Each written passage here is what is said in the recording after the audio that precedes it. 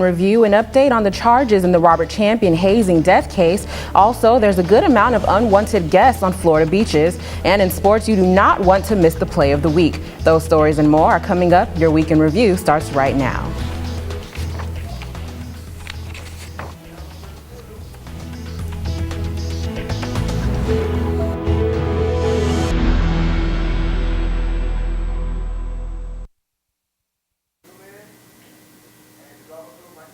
Good afternoon. I'm Tanya Glover. Thanks for being with us. There was a new development this week in the Robert Champion hazing case. This just in, an attorney for one of the defendants in the hazing death of a Florida A&M drum major says his client is going to plead guilty and cooperate with prosecutors. A lawyer for 24-year-old Caleb Jackson said at a court hearing Friday that his client will plead guilty to felony hazing and manslaughter. Jackson currently is being held in Leon County Jail on a violation of probation and could enter the plea as soon as April. Monday, prosecutors upgraded charges against the remaining defendants in the Champion hazing death case to manslaughter. That's according to a defense attorney on the case. In all, 12 former band members are facing manslaughter charges. 10 of them were initially charged with hazing causing death, which carries a maximum prison sentence of 5 years. Now, a manslaughter charge has been added, carrying a maximum 15-year sentence. A court hearing on the case began Monday. Champion died in 2011 after a hazing ritual on a charter bus. For more info on the story, log on to FAMUTVnews.com. And Florida A&M University officials suspended 9 students from Delta Sigma Theta Sorority Incorporated on allegations of hazing. Interim President Larry Robinson has stated that although this is unfortunate, he is glad that people are coming forth so this behavior can be stopped. The students were notified Monday and Tuesday and are allowed to appeal. For more info on the story, head to our website, FAMUTVnews.com.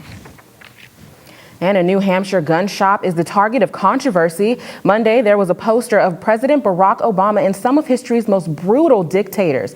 As Liam Martin reports, the owner said it was a matter of free speech.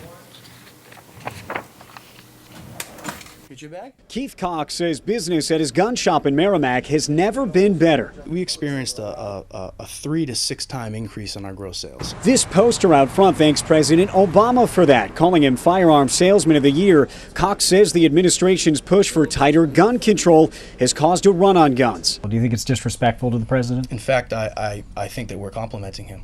But the poster also seemingly juxtaposes President Obama with Adolf Hitler, Mao Zedong, and Joseph Stalin. Some folks here in Merrimack take exception to that. I don't like how they're comparing Barack Obama to those 3 terrible people. Honestly, don't think that's good. There you go. Thank you for your business. But the owners say the storefront is 2 separate messages and is not meant to portray the president as a dictator. Do you think the president is a communist dictator? No, I don't. I think that he has beliefs that in my opinion, go against the grain of what our Constitution is about. And his customers generally agree with that sentiment. They worry the president's gun control proposals represent a violation of the Second Amendment. You're messing with the Constitution, and that's what upsets people.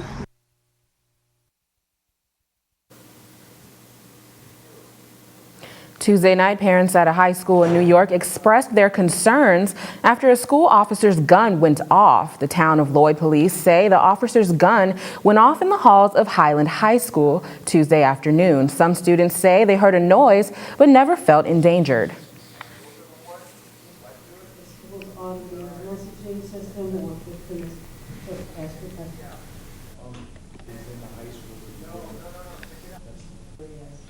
Indicated in the past, and certainly during public comments and during our budget development, we would be. While police have not released much information, they did say that the officer was on duty. No students or staff were in the area when the gun discharged. But for the time being, the Student Resource Center program has been suspended until the investigation is complete. And Florida officials are monitoring another sinkhole in the Tampa Bay area. This one is just miles away from the deadly sinkhole that killed a man last week. There is no major damage, and county officials say the 2 sinkholes are not geologically connected and have not imposed an evacuation. Huge swarm of sharks have invaded Florida's coast, causing officials to close several beaches. Researchers say they counted nearly 15,000 sharks that were less than 200 yards from shore. The sharks migrate from Florida to North Carolina every year, but they usually do it earlier in the year. And authorities say a couple is facing charges for leading them on a chase from Camden, New Jersey to Philadelphia. The couple stole a police car during a traffic stop. The male driver was caught in Philly, but the woman went on to steal another police car. The two cities are currently working together to find her. And Britain's Queen Elizabeth II was hospitalized Sunday. A palace spokesperson says she was taken to the hospital due to stomach flu symptoms. The spokesperson says the Queen went to the hospital as a precautionary measure. She was released on Monday. When we return, we'll have a look at weather and sports. Stay tuned. You're watching your Weekend Review.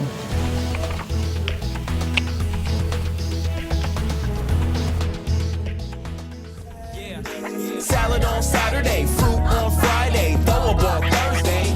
Water Wednesday, touch your toes Tuesday. Let's move Monday, swap us next Sunday. 60 minutes of physical activity a day and eating well can help get your child healthy. So keep them active and eating well every day.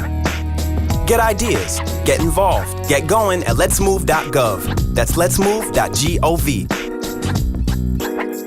Up, college is hard. Down, those books are heavy. My sport is football, but my passion is education.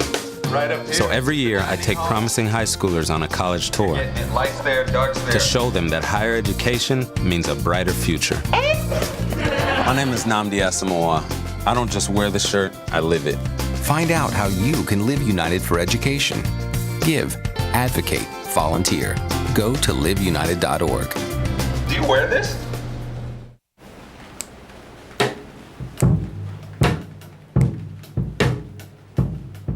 Yeah. That's it.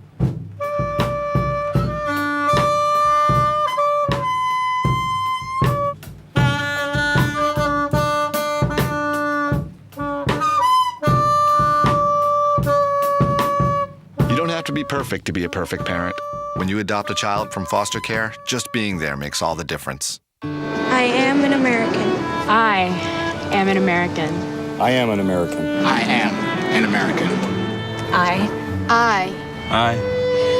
am an American. I am an American.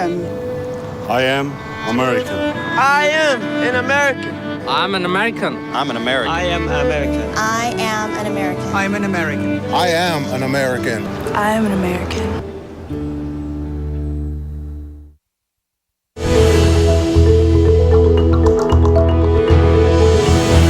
Happy Friday, everyone, and welcome back to your Weekend Review. I'm Lecrae Mitchell, and if you haven't been outside today, you need to get out there. It is absolutely beautiful. At 62 degrees, the sun is shining bright, UV index of 6, and our northwest winds aren't moving much, so it's not too cold, but the sun is out bright, and it's looking great. It's looking great. And tonight it's just gonna cool down just a tad. It's 57 degrees. It's gonna be clear still, only a 1% chance of rain, so we're not seeing any showers here or there, and our northeast winds are moving at 3 miles per hour, so it's a little breezy, but not too bad going into tomorrow. Beautiful weekend ahead of us. A high of 72 with a low of 47, so it's going to be bright. You can take out those sunglasses. Only a 3% chance of rain, so we're not having to worry about that wet weather that we were experiencing last week. And our southeast winds are moving at 6 miles per hour, so it's going to be a beautiful, beautiful day to go out and have fun outside. And if we take a look at our 3-day forecast, you'll see that on Saturday, we'll have a high of 72 with a low of 47, and Sunday and Monday as well, high 70s, low 50s, so it's going to be beautiful weather to go out, do some exercise or do some yoga in the park. And speaking of being fit and doing some exercise, Tanya, what's going on in sports for us this weekend?